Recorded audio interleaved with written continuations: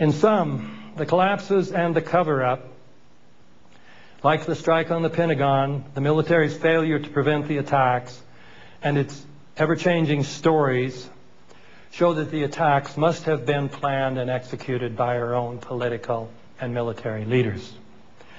The same conclusion can be inferred from the behavior of the Secret Service agents with the president that morning. As everyone who saw Michael Moore's Fahrenheit 9/11 knows, President Bush was in a second-grade classroom that morning in Florida when he was informed about the second strike on the World Trade Center. The first strike he dismissed as a horrible accident, a bad pilot. But with the second one, it was clear America was under an unprecedented terrorist attack. And yet the president simply sat there. Many people have asked why he did not spring into action, assuming his role as commander-in-chief. But the real question, which Michael Moore mentioned in passing, is why the Secret Service did not immediately rush him away to a safe place. Bush's location had been highly publicized, and if the attacks were a complete surprise, executed solely by foreign terrorists, the Secret Service agents would have had no idea how many planes had been hijacked. They would have had to assume that the president himself might be the target of one of the attacks. For all they would have known, a hijacked airliner might have been heading towards them at that very moment, ready to crash into the school and kill the president and everyone else. And yet these agents, who are highly trained to respond instantly in such situations, allowed the president to remain in the classroom another 10 minutes. They then allowed him to remain at the school to give his regularly scheduled TV address to the nation. This behavior makes sense only if the head of the Secret Service detail knew that the planned attacks did not include an attack on the president. And how could they know this for certain unless the attacks were being carried out by people within our own government? Although many more examples could be given, these four are sufficient to suggest that there is no escape from the frightening conclusion that 9/11 was engineered by the Bush administration and its Pentagon. As to why they would do this, at least part of the answer is clear from the way in which they have used 9/11 to advance the American empire. Immediately after 9/11, in fact, members of the Bush administration repeatedly referred to the attacks as an opportunity. In the words of Donald Rumsfeld, an opportunity to refashion the world. Seeing this connection between 9/11 and the American empire can be a stimulus to face up fully to the awful truth about this empire. To be sure, as Chomsky, Falk, and Chalmers-Johnson illustrate, very strong portrayals of American imperialism as far from benign can be drawn without any suggestion that the Bush administration arranged 9/11. These portrayals can be drawn from publicly available documents. One such document is the National Security Strategy of the United States of America, published by the Bush administration in September of 2002. David North says, not unfairly, that this document asserts as the guiding policy of the United States the right to use military force against any country it believes to be or believes at some point may become a threat to American interests. No other country in modern history, adds North, has asserted such a sweeping claim to world domination. Another such document, called Vision for 2020, was published in February of 1997 by the U.S. Space Command. The mission statement at the head of this document reads, U.S. Space Command dominating the space dimension of military operations to protect U.S. interests and investments. Nothing about freedom, democracy, and human rights. In the body of the document, in fact, we find this amazingly candid statement. The globalization of the world economy will continue with a widening between haves and have-nots. The point of this statement is that as the domination of the world economy by the United States and its allies increases, the world's poor will get still poorer, making the have-nots hate America all the more. We will need, therefore, the power to keep them in line. The United States can do this, and this is the document's main message, through full spectrum dominance, which will involve merging space superiority with land, sea, and air superiority. Dominance in space will include, the document frankly says, the power to deny others the use of space. By speaking only of the Space Command's effort to develop a missile defense system, the Pentagon and the White House like to suggest that its purpose is purely defensive. But the goal includes weaponizing space so as to give U.S. forces, in the words of a more recent document, a prompt global strike capability, whether nuclear or non-nuclear, that will allow the U.S. to rapidly and accurately strike distant targets. The fact that the U.S. Space Command's program is an aggressive one is announced in the logo of one of its divisions. In your face from outer space. Simply from these and other documents, taken in conjunction with the actions of the Bush administration and the U.S. military, we can see through the claim that the U.S. project of creating the first truly global empire is a benevolent or even benign enterprise. However, we can fully grasp the extent to which this project is propelled by fanaticism based on a deeply perverted value system only when we realize that the terrorist attacks of 9/11 were orchestrated by our own leaders, and that they did this to provide the justification, the fear, and the funding for the so-called war on terror, which would be used as a pretext for enlarging the empire. I will illustrate this point with one of the most brazen examples of the use of 9/11 to get funding. Shortly before the current Bush administration took office, about a year before, a document entitled Rebuilding America's Defenses was published by an organization called the Project for the New American Century, founding members of which included Dick Cheney, Paul Wolfowitz, and Donald Rumsfeld.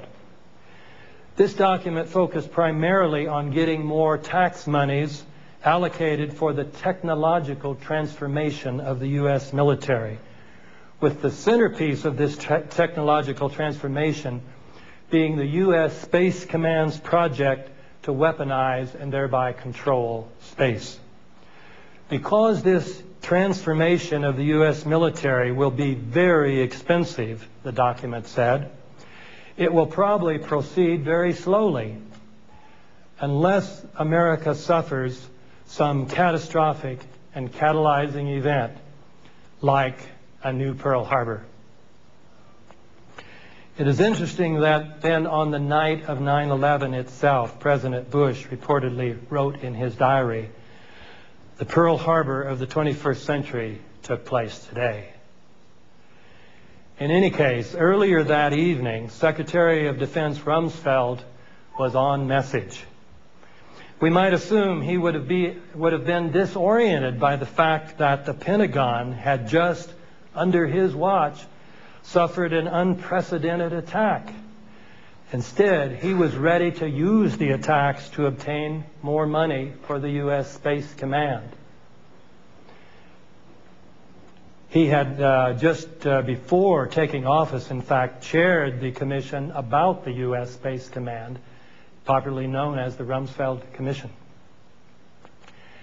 That evening of 9/11 itself, in front of television cameras, Rumsfeld berated Senator Carl Levin, then chairman of the Senate Armed Services Committee, saying, "Senator Levin, you and other Democrats in the Congress have voiced fear that you simply don't have enough money for the large increases in defense that the Pentagon is seeking, especially for missile defense.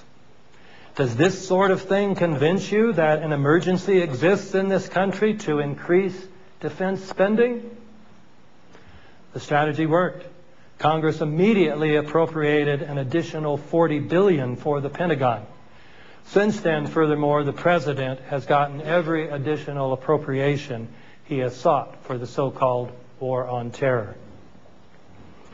Besides being a rousing success in obtaining increased spending for military purposes, 9/11 also provided the pretext for putting many military bases in Central Asia. Zbigniew Brzezinski, in his 1997 book, The Grand Chessboard, had said that doing so would be crucial for maintaining American primacy, partly because of the huge oil reserves around the Caspian Sea. Indeed, the project for the new American century may have gotten its idea that a new Pearl Harbor would be helpful from this book. Brzezinski, explaining that the American public had supported America's engagement in World War II largely because of the shock effect of the Japanese attack on Pearl Harbor, suggested that Americans today would support the needed military operations in Central Asia only in the circumstance of a truly massive and widely perceived direct external threat. And indeed, thanks to the attacks of 9/11, the Bush administration was able to carry out its plans to attack Afghanistan, a plan that we now know had been formulated several months before 9/11. The White House now has a friendly government in Afghanistan, and the Pentagon has military bases there and in several of the other countries in Central Asia. We also know that the intention to invade Iraq existed long before 9/11, and that this intention was based on imperial designs not discussed with Saddam's wickedness. In the Project for the New American Century's 2000 document, we read, "While the unresolved conflict with Iraq provides the immediate justification, the need for a substantial American force presence in the Gulf transcends the issue of the regime of Saddam Hussein." The U.S. military is now intending to build several permanent bases in Iraq, which has the world's second largest known supply of oil reserves. The attacks of 9/11 again provided the pretext as the Bush administration deceived a majority of the American people into believing that Saddam was connected with Osama bin Laden and even directly responsible for the attacks of 9/11. I suggested earlier that seeing the true connections between 9/11 and the global domination project helps us understand how fully this project reflects fanaticism based on a deeply perverted value system. This is a value system that is diametrically opposed to the value systems on which all the great religious and moral traditions of the world have been based. These traditional value systems say that we should not covet, steal, and murder, that we should make sure that everyone has the necessary means for a decent life. But our government's project for global domination is carried out in the name of the haves of the world who want still more, even if it means killing hundreds of thousands of people and letting millions more die every year because of starvation and other poverty-related diseases.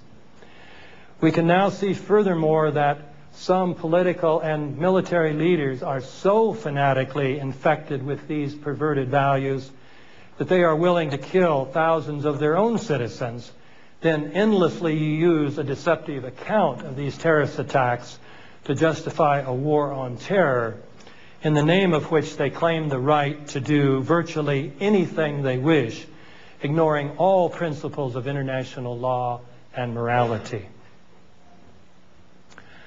I turn now, finally, to the question, how should religious people respond to 9/11 and the American empire? My discussion of this question must be very brief, consisting merely of 4 suggestions. First, discover and then speak the truth. I would suggest that religious people should, if they have not done so already, study about both 9/11 and the American empire to see if they find the claims I have made here true. If they do, then they should do everything they can to make others aware of these facts. Second, create new means to spread the truth. It is clear that the mainstream press in America is complicit in the cover-up of the truth about the American empire in general and 9/11 in particular. For example, my second book, which exposes many outrageous lies, has not been reviewed by a single mainstream newspaper, magazine, television station, so on. There are, of course, alternative publications, both in print and on the internet, that seek to expose the truth about the American empire. Most of these, however, fail to deal with 9/11, and most of them are indifferent to or even hostile to religion. So they do not provide effective organs to communicate with religious communities. Perhaps the most important thing that religious groups concerned with getting the truth about 9/11 out could do is to create new means of communication, means through which the contrast between the values of the religious traditions and the values of the global domination project can be made clear. On this basis, an ecumenical religious movement to oppose the global domination project, partly by exposing the truth about 9/11, might be formed. Third, formulate proposals for subverting the global domination project. As such a movement begins to form, it will need to decide rather concretely how to go about trying to subvert the global domination project. Another thing we need from religious thinkers of the various traditions, therefore, are proposals for how to do this. I will soon be publishing, I hope, my own proposal, which is centered around the idea of global democracy. Other people will favor different proposals. But I stress the importance of having proposals from religious thinkers. It is probably only such proposals, drawing explicitly on the moral principles of the religious traditions, that will have the power to move large numbers of people around the world. Fourth, form alliances with other moral, non-governmental organizations, generally called NGOs. I have emphasized that it is important for representatives from the various religious traditions to join forces. Indeed, my motto is, religions of the world unite, you have nothing to lose but your impotence.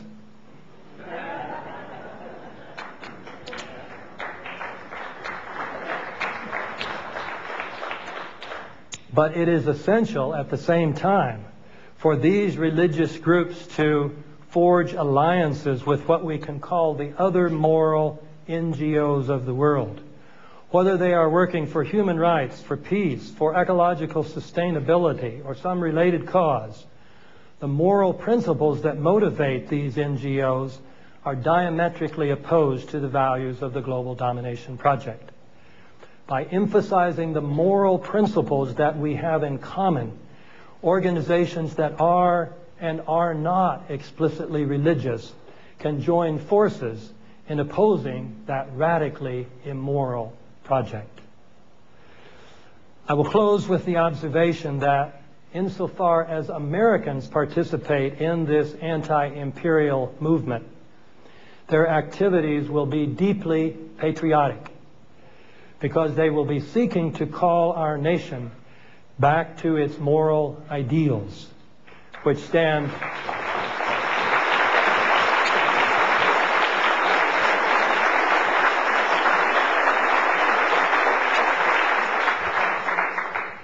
our moral ideals, which stand diametrically opposed to the values implicit in the global domination project. Thank you very much for your kind attention.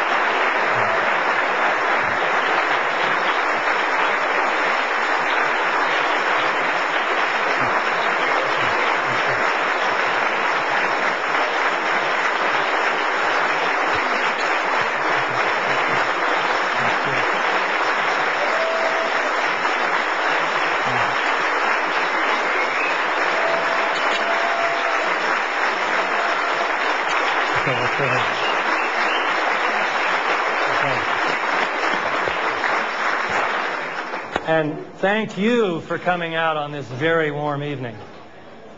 Okay, we got lots of questions. I apologize to those who would have preferred a more chaotic pick and choose and point method, which I have been reminded is the common practice at these lectures. All I can say is that we did it this way in part because we have so many questions. It'll be hard to get through the ones that we do have. And you know, you also avoid the people rambling problem, and we are on TV. So we have, going through these, they just about all look good. Everybody in Madison is above average, just like in Lake Wobegon. So go ahead. Okay, first one. These are pretty random, actually, because as I said, they're all good. My 15-year-old daughter wanted to be here, but she's at a Spanish test tomorrow. Her question is, the U.S. military is running out of troops. A draft seems to be in the offing, but probably wouldn't be accepted by the people without another 9/11 type event. A WMD attack, perhaps. Do you see signs of this coming? That's a very frightening thought coming from a 15-year-old, isn't it? Knows what's going on. Because the problem is, as she suggests, if a draft is started, then we do have Vietnam. And that's what they learned. If you have a draft, then you get movements on university campuses that get a lot of publicity, and they don't want that. So they've tried using high-tech technology, but boy, when you invade and occupy, you need a lot of troops, as they learned. So they tried mercenaries. But the mercenaries from the other countries are mostly going home now. So what are we going to do? So I'm afraid she's right that the thought of another new Pearl Harbor may be an option. Perish the thought. Perish the thought. Okay, next, what is your opinion of Mike Rupert's work in Crossing the Rubicon, specifically about mock fake military exercises with live fly hijacking exercises and radar inserts? Yeah. Michael Rupert is one of the great heroes of the 9/11 movement. He was, he was there long before most everybody else was. Paul Thompson's great timeline that got me started, Paul gives Michael Rupert credit, says he got started with Michael. With regard to that particular thesis, it's one that I have not studied sufficiently to have what I would call a really informed opinion on it. It's certainly very interesting that these exercises were going on, but as exactly what role they played that morning, I'm just fairly agnostic. When it comes to Rupert's more particular thesis about Cheney being the one who was in charge that morning and calling the shots, that seems very clear. So we're clearly one on that, and I just say on the other, I think it's probably very significant, but I couldn't say anything more about it. Okay. Next one, a common question that we conspiracy theorists hear. An inside job of this magnitude involves the conspiracy of a lot of people. How come there is no leak? Nobody cracking? Nothing. Thank you. Yeah. Let me say a word about the term conspiracy theory. It's become almost an oath of being an American to say, oh, I don't believe in conspiracy theories. But, of course, your newspaper every day is filled with stories of conspiracies. Whenever two or more people get together to do something illegal or immoral, that's a conspiracy. And if you've got an idea of what happened, you have a conspiracy theory. So we all are believers in conspiracy theories. And the official story about 9/11 is the mother of all 9/11 conspiracy theories. This is a theory that these 19 Arab Muslim hijackers, without any help from anybody in the United States, out-tricked our trillion-dollar military defense system and pulled this off and knocked down these buildings. Well, the question is not whether you believe in a conspiracy theory or not, but which theory stands up to the evidence. Another thing to point out is that, as James Fetzer, a philosopher of science who's now getting involved in the 9/11 truth movement, has pointed out, theory is sometimes a very strong word. We have the theory of gravitation, relativity theory. We have quantum theory. These are very precise theories. The point is they're testable. A conspiracy theory is fine if it's testable. Well, fortunately, the government's theory is testable. You can test, can steel frame high-rise buildings fall down solely because of fire? And they've actually done experiments to try this, and they've never been able to get a building to even come close to collapsing. So it's a testable theory which has been falsified. And I've indicated several other aspects that are, I think, clear falsifications of the official theory. Now, the question, all sorts of questions can be then raised, sort of a priori questions. Well, why would they do this? And I raised some of those in my book, if you read, chapter 9 of The New Pearl Harbor. There are lots of puzzling questions. I thought the first question was going to be, what happened to Barbara Olson? And that's always the first one. I don't know. There are all of these things. And so is it possible that very many people could be involved in a conspiracy and keep it silent for a long time? Well, yes. Remember the Manhattan Project. A lot of people were involved in that, and that was kept secret for a long time. And we've looked back. Now we know that lots of previous conspiracies were kept silent for a long time. America's first attack in Indonesia, we had a full-scale war going on there, and until a book was published on it in the late 90s, hardly any Americans knew about it. It was kept secret for a very long time. If you add to the fact that we do have other instances, the fact that people, many of the people involved are government and military and other government employees who take an oath, like these FBI guys. They've taken an oath of obedience. If they violate that, see, they're hoping shippers could, I don't know what's happening now, but originally they were evidently hoping that shippers could get a trial so they could be subpoenaed, in which case they would have to testify, and that would free them from prosecution. But if they just come out and talk, then they're prosecuted, they sent to prison for the rest of their lives maybe. They can't support their families. And then in some cases, people are told, well, Joe, if you start talking about this, somebody's going to get really mad at you, and I don't know how we're going to protect your wife and kids. Would you talk? Particularly when there's nobody asking you to come forward. Did the 9/11 Commission make a general appeal and say, please, if you've got any information on this, come and talk to us? No, nobody was invited other than government employees. And so if you go to the mainstream media, they ridicule you. So who's going to risk their family's life to come forward? So no, I am not surprised that a rather large number of people could be involved. And Also, you know, we have previous examples of things that went on and people who knew got killed. How many people who apparently had some knowledge about JFK's assassination ended up dead? A lot of people know about that, so they know what can happen. So no, I'm not surprised. But the fact is that nevertheless, some people are trying to come forward. These FBI agents. Sibel Edmonds has been trying to come forward and tell her story for many, many months now.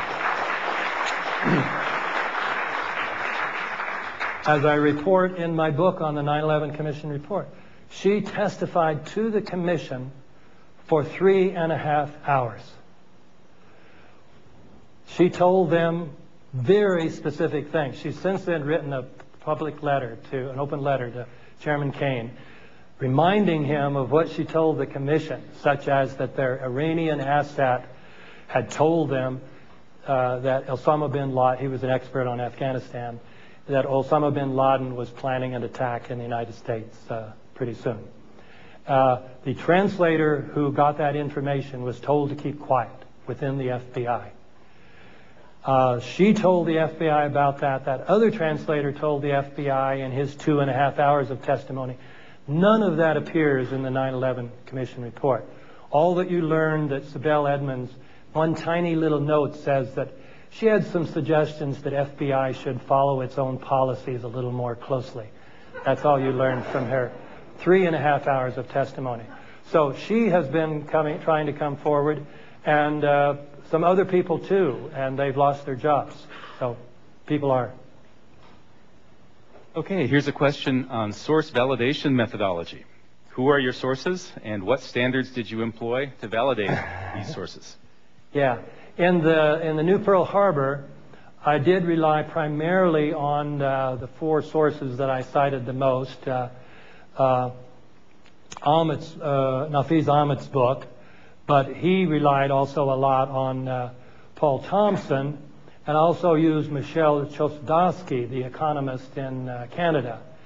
Paul Thompson, one thing interesting about his timeline, and now he's published his book as the Terror Timeline, he used only mainline sources.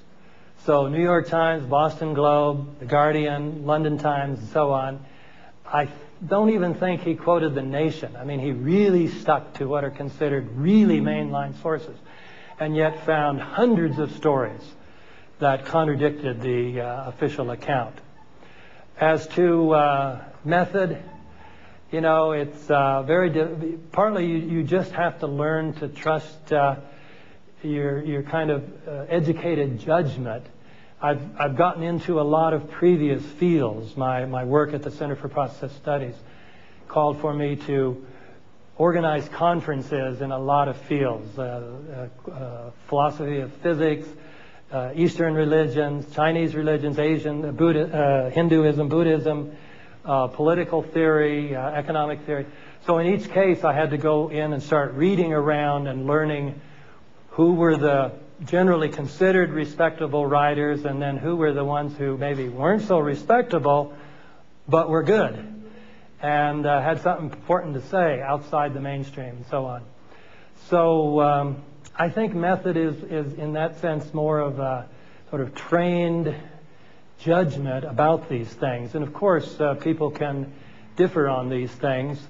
That I did, and I limited myself to stories that I found to be at least highly plausible, but I did not commit myself, as those of you who have read the book, to say, I know these stories are true. I mean, there are hundreds of stories there, and a single researchers like myself or Paul Thompson, we don't have the resources. So what we're calling on is we're saying there is a prima facie case here for a genuine investigation. We've got organizations that have the money to carry out investigations like that. They're called the U.S. Congress. They're called the U.S. media, which have billions of dollars.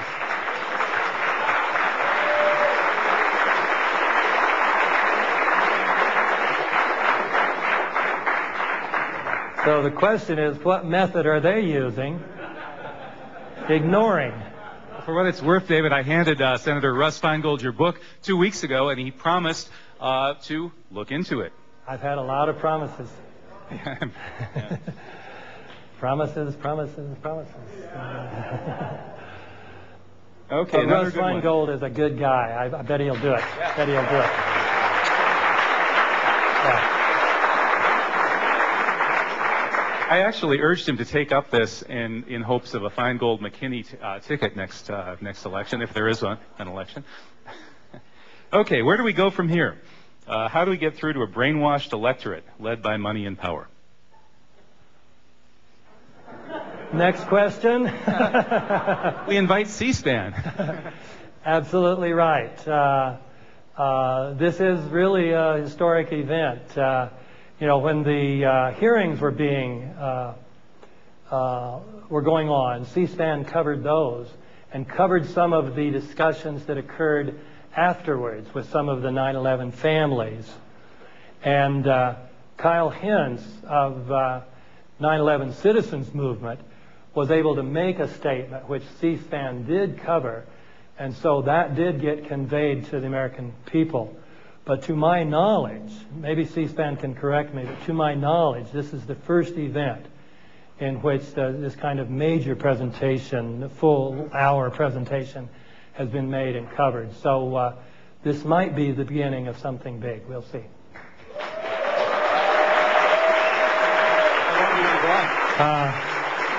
Think about four more questions. Okay, we've got room for 4 more questions at the top of the deck.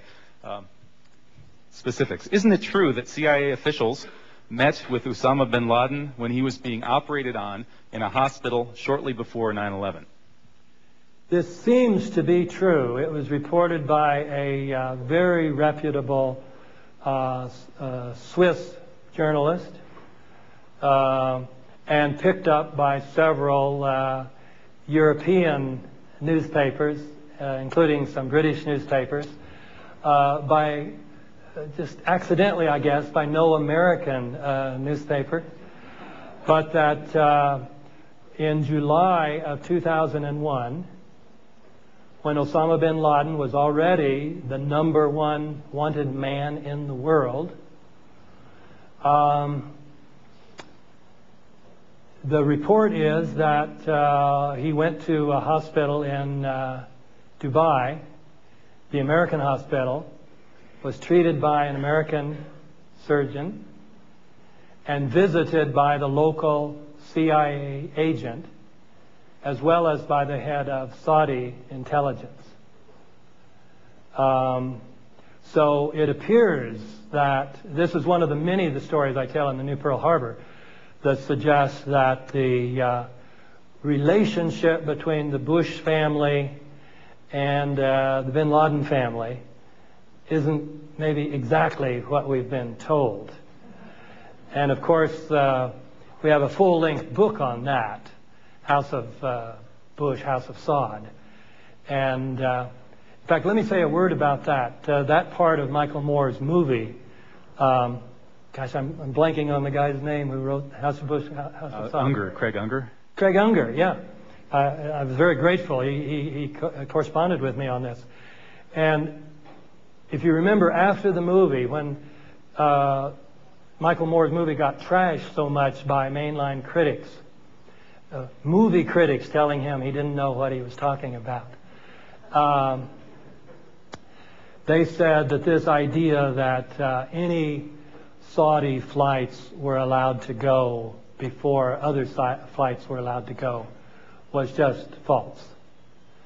And what Craig Unger had reported was that on the September 13th, 2 days after 9/11, there was a flight that took some young Saudis from Tampa to Lexington. And Lexington was one of the places where a big plane was going to take a number of them, bin Ladens and other Saudis, out of the country.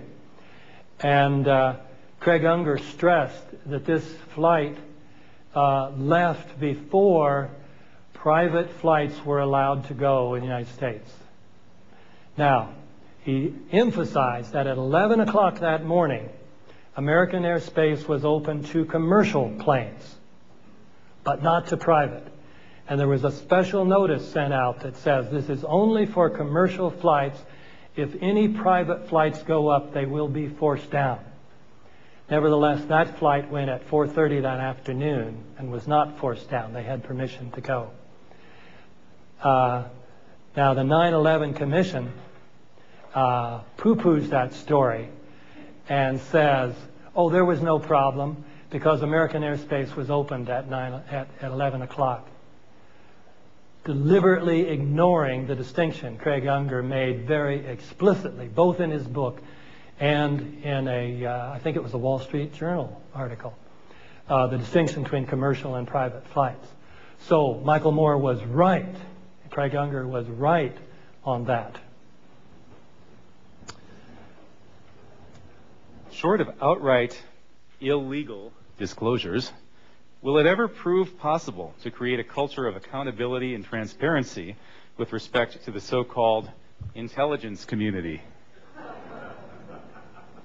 Well, many people believe that sort of the beginning of the end of the American Republic happened when the Intelligence Act was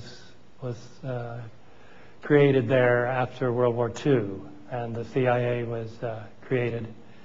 Now, it did follow from a previous organization, the OSS, but still it had more powers, and these intelligence agencies now have enormous budgets. There are many of these intelligence agencies, so the CIA is just one of, 11 major intelligence agencies. So you have several, each military branch has to have its own.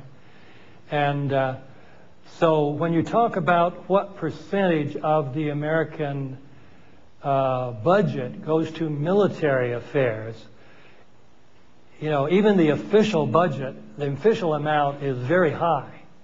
But you really need to factor in a lot of money that is not usually considered military spending. So if you factored in just the budgets for the intelligence agencies, it was an enormous amount. I don't have the exact figure, and nobody does. It's a secret, but people who are in the know speculate that it is a very, very high figure. Well, when you have that kind of money with no accountability, you have, Lord Acton was certainly right. And, he was a good Catholic. He was just carrying out what Christians have called the doctrine of original sin, which is really the doctrine of originating sin. When he said, and it's very important to get the exact words correctly. It's usually misquoted. But he said, power tends to corrupt. And absolute power corrupts absolutely. In the second one, no tends to. Absolute power corrupts absolutely. And we have a military and a set of intelligence agencies now that have virtually absolute power. As I understand it, there have been some neocon purges recently. That is, purges by, not of neocons. And so if any of you recently unemployed agents are sitting around with nothing better to do than watch C-SPAN, you might give us a call and tell us some of your stories. And join this great new organization. Right. Okay, one more. And the last one. Do 9/11 widows fully accept as true the 9/11 Commission report? No. On that, thank you for an easy question, and I think I think I can say safely that in the future you will see some of the 9/11 family members becoming more outspoken than they've been in the past. Well, again, thank you very much for coming out on this one evening. And thank you. Thank you for a great event. Thank you.